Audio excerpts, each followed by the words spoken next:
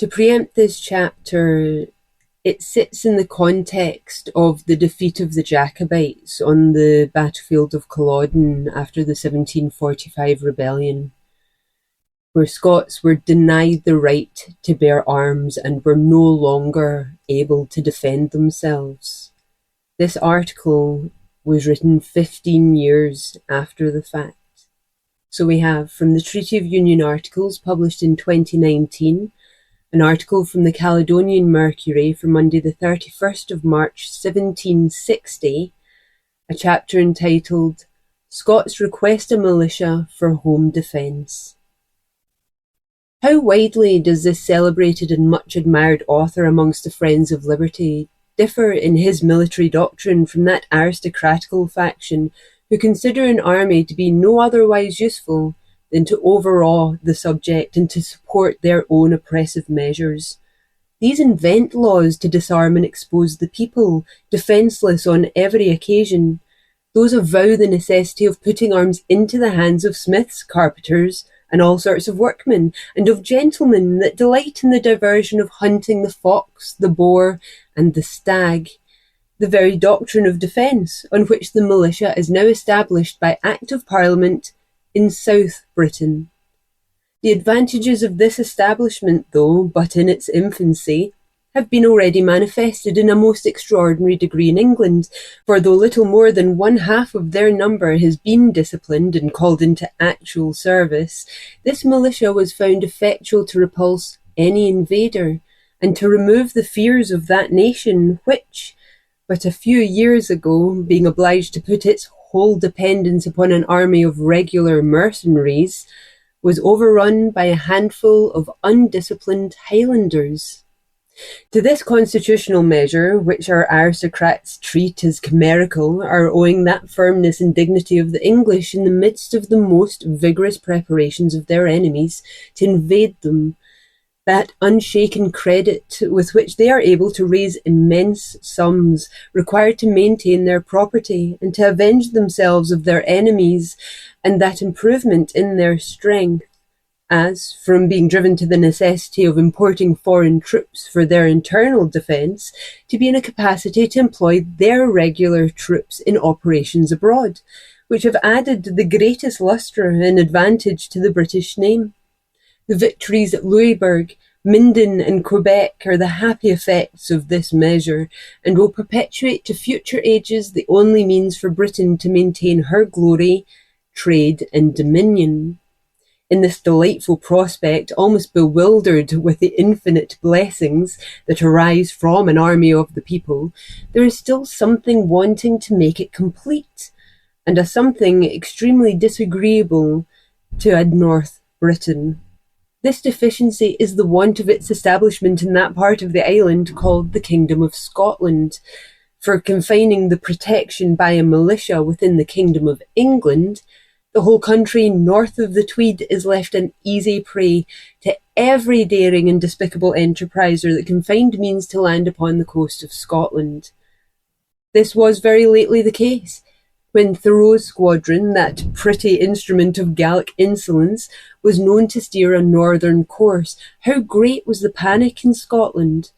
The inhabitants, dismayed, fled from their coasts, and more than 1 million of people, as it were, devoted to slaughter, durst not put themselves into a posture of defence, whilst their fellow subjects in England were prepared against every event, defended by arms put into the hands of labourers and mechanics, under the command of fox and stag hunters, etc. Such a distinction in the politics of Great Britain must be confessed very unaccountable. Why a people united under one and the same king, and entitled to the same protection in their laws, religion, and property, should be neglected in the distribution of arms, should not be admitted to a union of strength, should not be put upon an equal footing of defence against a foreign enemy and against domestic riots and insurrections, should be denied that privilege which is the grand criterion of liberty, or why the inhabitants of South Britain are admitted to bear arms, and those in North Britain are not, is a question not to be slightly answered, and deserves the most serious attention and immediate consideration of the legislature, to prevent the hazard and injustice of so great a partiality.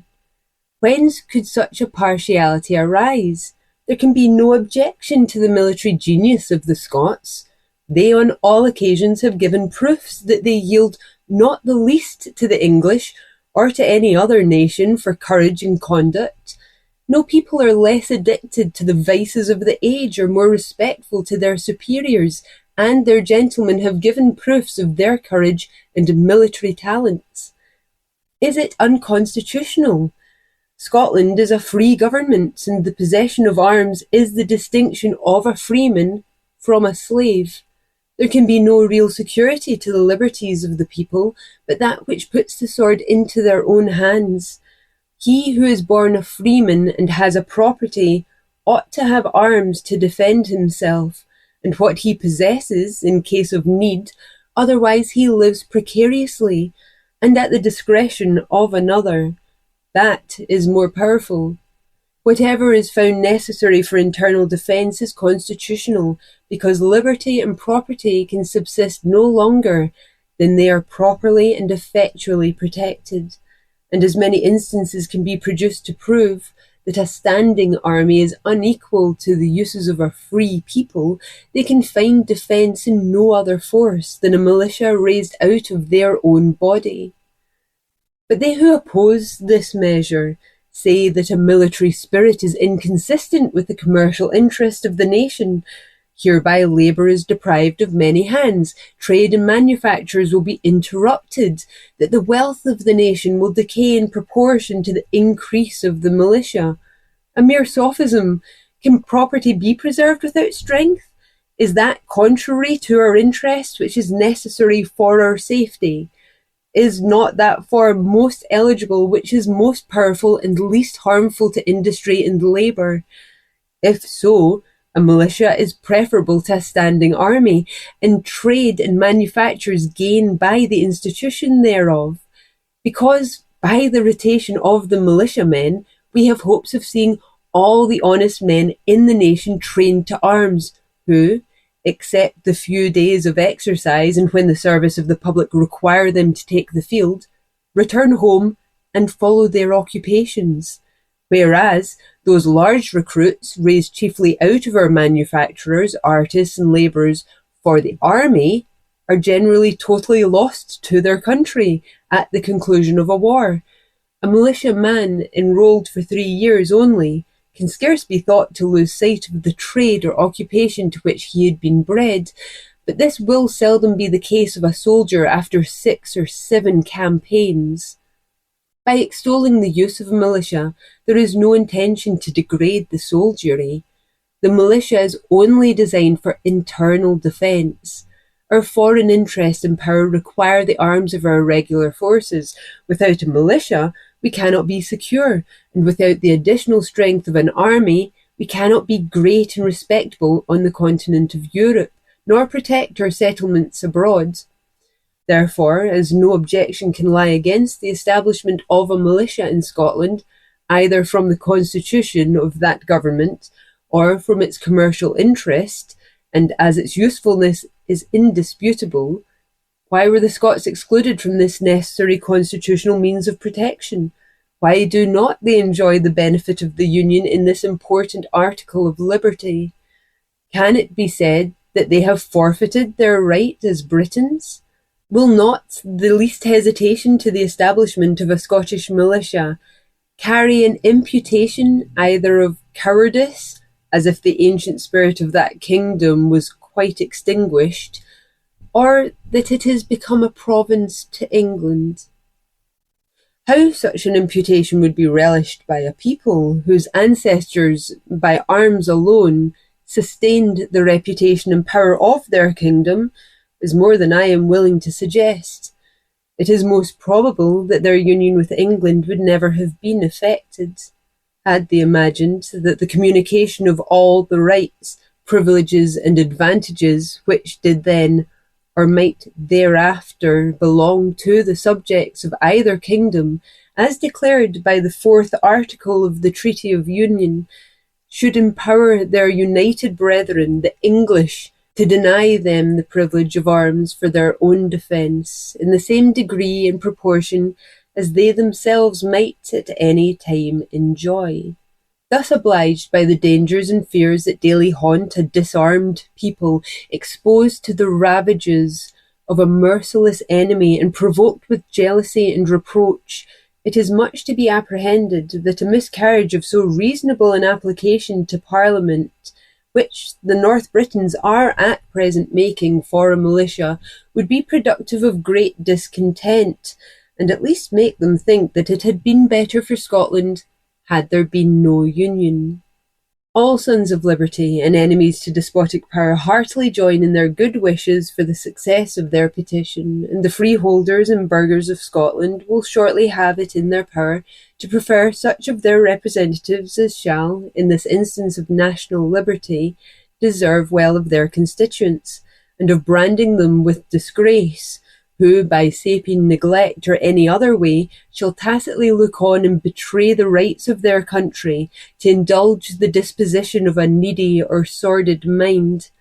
But if neither affection for their country nor the fear of disobliging their constituents should be effectual to spirit up a true zeal for Scotland's honour and safety, there is not the least doubt of the friendship of those worthy English patriots and patrons of the militia in South Britain. Like deserted children, those fathers of liberty will take us up, and the unexpected success and advantages they have found in the service of their own militia will no doubt bring many who opposed its establishment at first in England to promote its extension to her sister kingdom. As no measure can more effectually contribute towards the happy conclusion of this glorious war, we have all the reason in the world to believe that the administration will facilitate the proposal, and it was never the character of a British Parliament to deny or to be deaf to the just claims of their fellow subjects. Scotland stands more in need of a militia than England. By this establishment, every shire and township would be protected, and those coasts, friths, and bays, which were last year left naked and exposed to the violence of the enemy, by drawing the regular troops round Edinburgh when an invasion was meditating from France, might have been secured from those dreadful apprehensions with which the whole coast was filled, without the power of making the least resistance. Besides, it is well known that when both kingdoms have been in danger, the fleet and army are more necessarily employed in defence of that part of the island where wealth and empire demand their assistance. It has been insinuated that the Scots are a restless, dissatisfied, and rebellious people. The terror and disgrace of the years 1715 and 1745 are produced to confirm this imputation, and thereby to prevent a militia act for their kingdom. The injustice of such a charge is most palpable. It is no more equitable to upbraid the Scottish nation with the universal spirit of rebellion because some of her natives were prevailed upon to favour the designs of France, than to accuse every Englishman of bribery and corruption, because some of them make merchandise of their votes. The simple fact is this: a few thousand of the Highland clans overrun the country, which might and would have been easily prevented had the friends of liberty and of government been trusted with arms and not obliged with grief and indignation to submit to the power of the sword. Therefore, as there is nothing in a Scottish militia that can be deemed unconstitutional,